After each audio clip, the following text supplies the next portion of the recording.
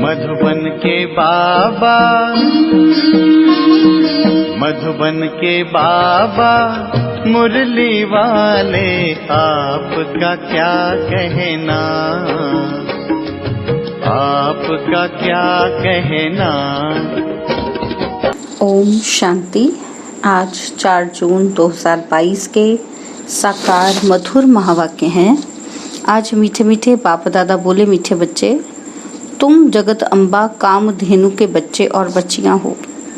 तुम्हें सबकी मनोकामनाएं पूर्ण करनी है, अपने बहन भाइयों को सच्चा रास्ता बताना है। बाबा ने कहा, मीठे बच्चे, तुम जगत अम्बा कामधेनु के बच्चे और बच्चियां हो।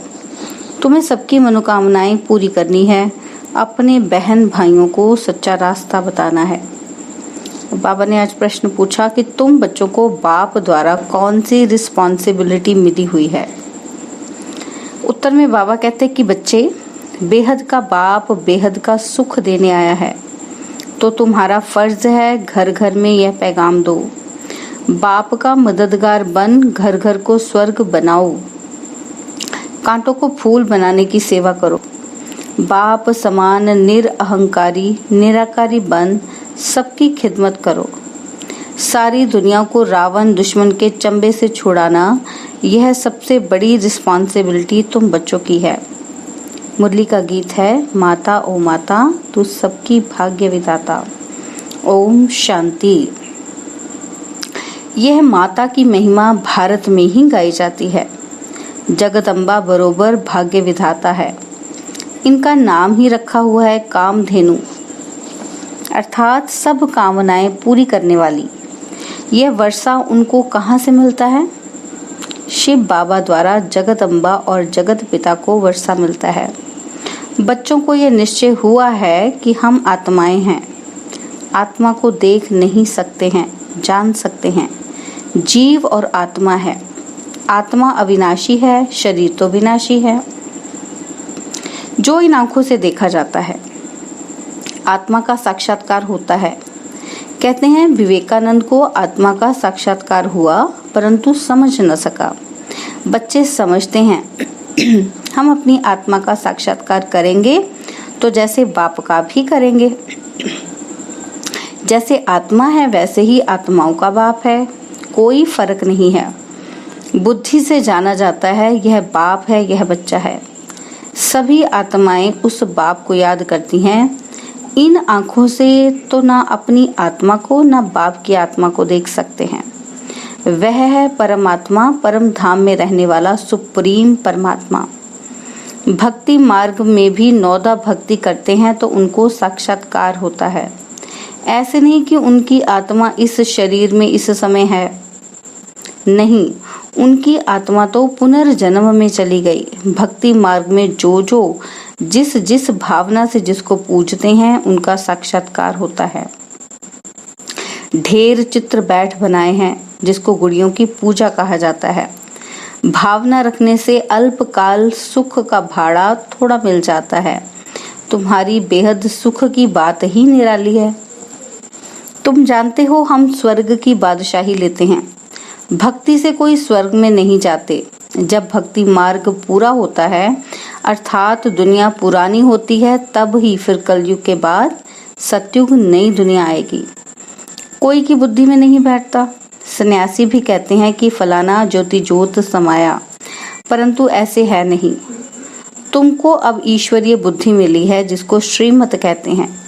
अक्षर कितने अच्छे हैं। श्री श्री भगवानुवाच, वही स्वर्ग का मालिक अर्थात नर से नारायण बनाते हैं। तुम श्रीमत से विश्व का राज्य पाते हो। श्री श्री 108 के माला की बहुत महिमा है। 8 रत्नों की माला होती है। सन्यासी लोग भी जपते हैं। एक कपड़ा बनाते हैं, उसको गौमुख कहते हैं। अंदर हाथ डाल माला फेरते हैं। बाबा कहते हैं निरंतर याद करो, तो उन्होंने फिर माला फेरने का अर्थ उठा लिया है। बच्चे जानते हैं अब पारलौकिक बाप ने आकर हमको अपना बनाया है ब्रह्मा के द्वारा। प्रजापिता ब्रह्मा है तो प्रजा माता भी है। जगदम्बा को जगत की माता और लक्ष्मी को विश्व की महारानी कहा जाता है। विश्व अम्बा कहो व जगदम्बा कहो, बात एक ही है। तुम बच्चे हो तो यह कुटुंब हो गया। तुम बच्चे भी सबकी मनोकामनाएं पूरी करने वाले हो। जगदम्बा के तुम हो बच्चे और बच्चियां।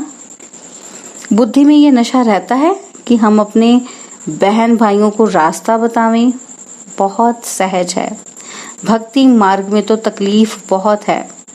कितने हठ योग प्राणायाम आदि करते हैं, नदी में जाकर स्नान करते हैं, बहुत तकलीफ लेते हैं। अभी बाप कहते हैं कि तुम थक गए हो। ब्राह्मणों को ही समझाया जाता है जो समझते हैं कि निराकार परमपिता परमात्मा से हमारा क्या संबंध है। शिव बाबा अक्षर शोभा देता है, रुद्र बाबा भी नहीं कहेंगे, कहते ही हैं शिव बाबा। यह बहुत इजी है। नाम तो और भी ढेर हैं, परंतु यह एक्यूरेट है शिव बाबा। शिव माना बिंदी, रुद्र माना बिंदी नहीं। भल कहते भी हैं कि शिव बाबा, परंतु समझते कुछ भी नहीं। शिव बाबा और तुम सालीग्राम हो। अभी तुम बच्चों के सिर पर रिस्पॉन्सिबिलिटी है।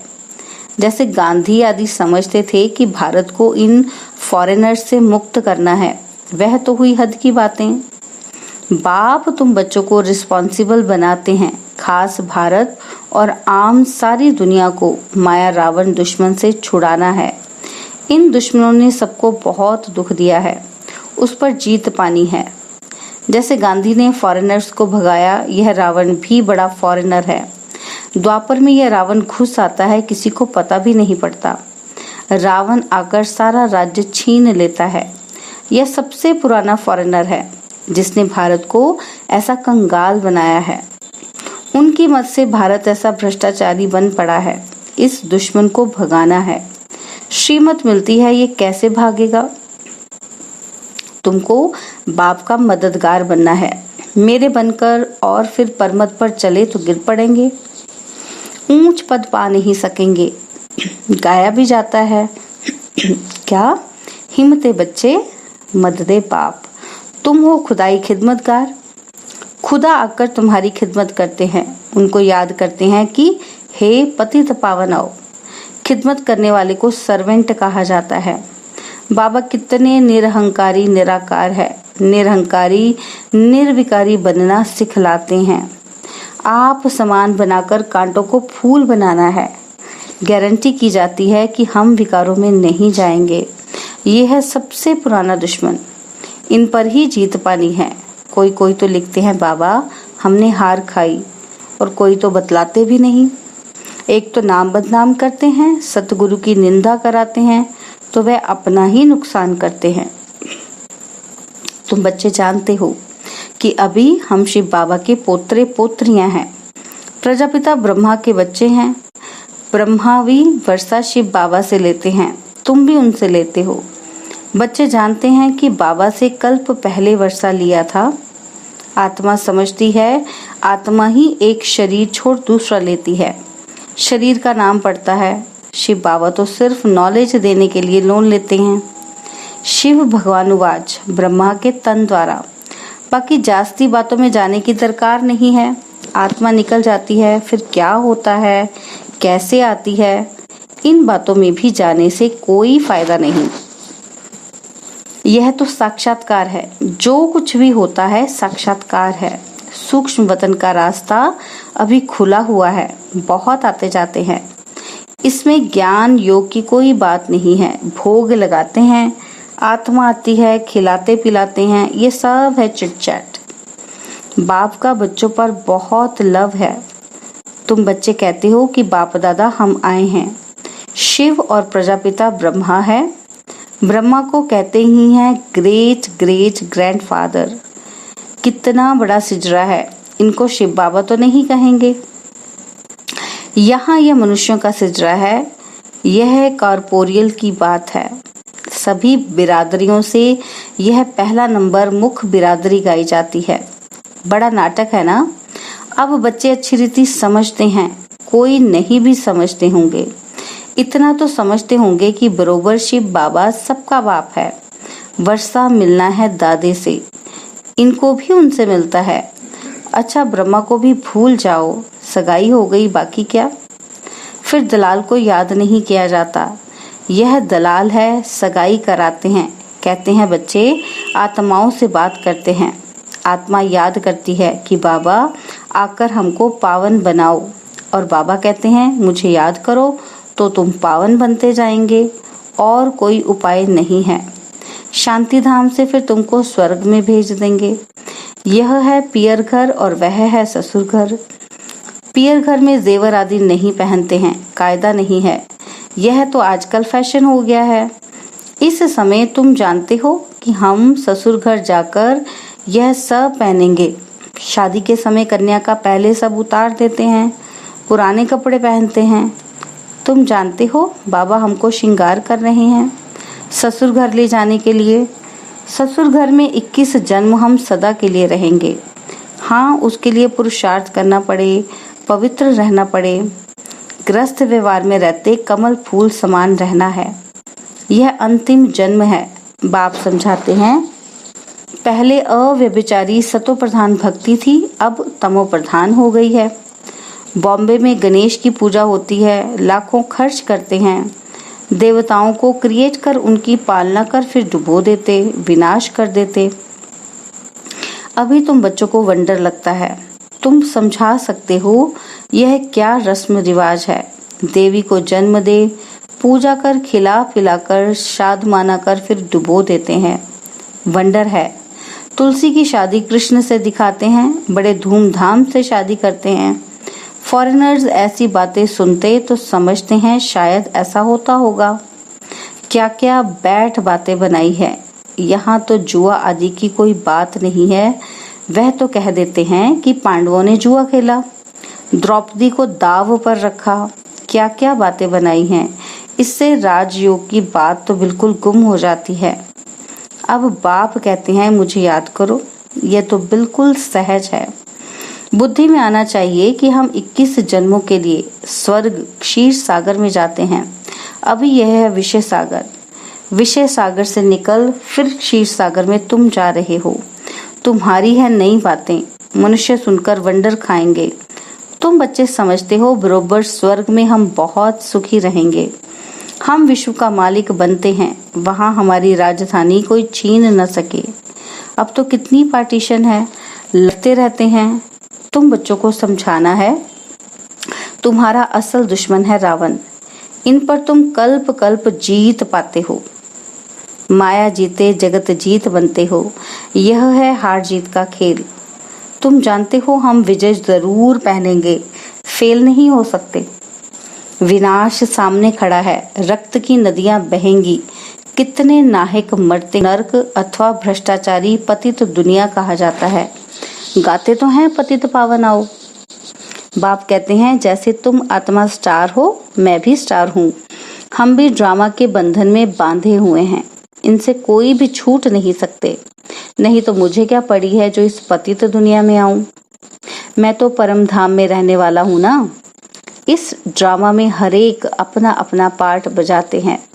कोई फिक्र की बात नहीं।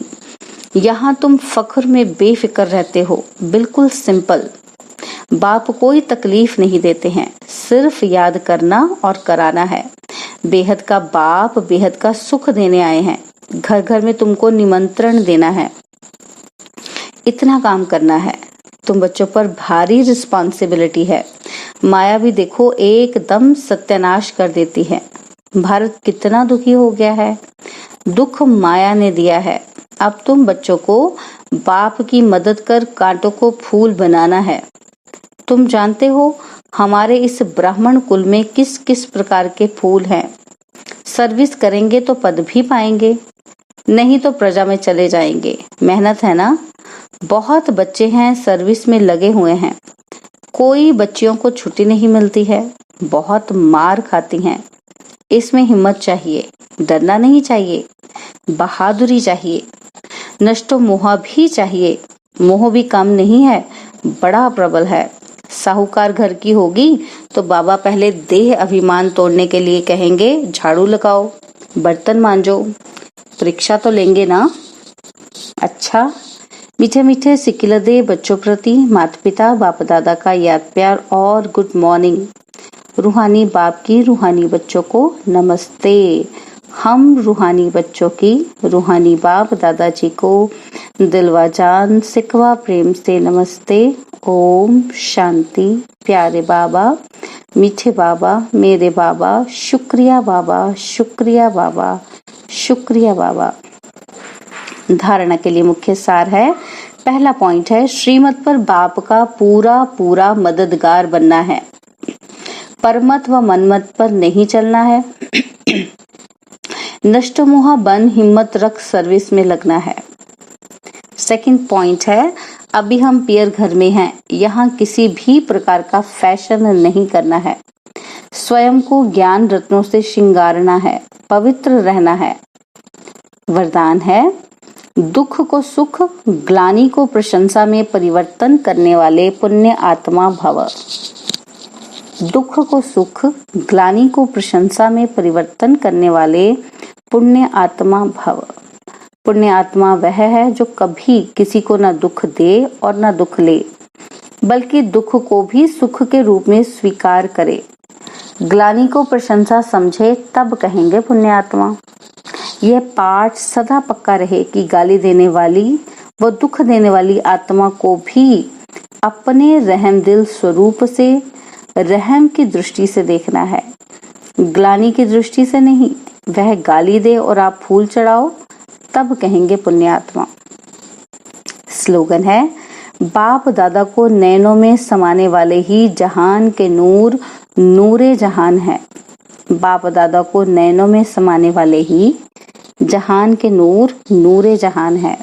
ओम शांति। और अब यह एक बहुत अच्छी वीडियो भी जरूर देखें।